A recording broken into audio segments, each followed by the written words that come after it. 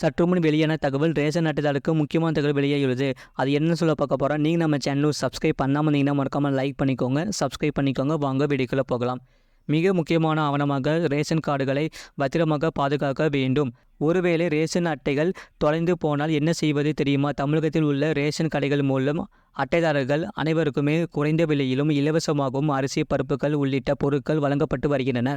இதனால் கோடிக்கணக்கான ஏழை மற்றும் நடுத்தர மக்கள் நேரடியாக பலன்களை பெற்று வருகிறார்கள்.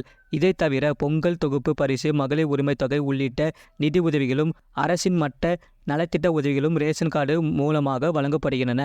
ரேஷன் கார்டுகளை முகவரி சான்றாக நாம் பயன்படுத்தலாம். அதே போல வங்கி தொடர்பான வேலை அல்லது சமையல் எரிவாயு இணைப்பு பெற விரும்பினாலும் ரேஷன் கார்டுகளையே பயன்படுத்த வேண்டியிருக்கிறது.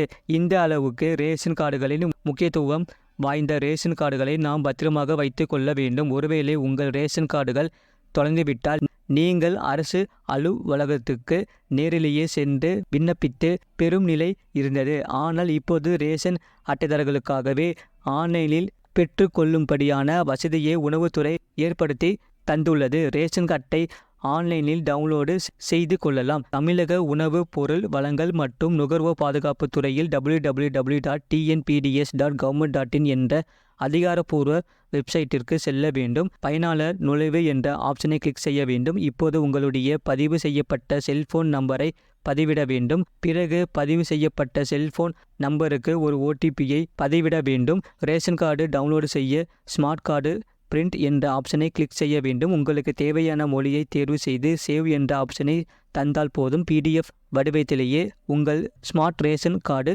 டவுன்லோட் செய்து கொள்ளலாம். ஆஃப்லைனில் முறையிலும் ரேஷன் கார்டுகளை பெற வேண்டுமானால் மாவட்ட உணவு மற்றும் விநியோக கட்டுப்பாட்டாளர் அலுவலகத்திற்கு நேரில் செல்ல வேண்டும். இதற்கு சில முக்கிய ஆவணங்கள் தேவைப்படும்.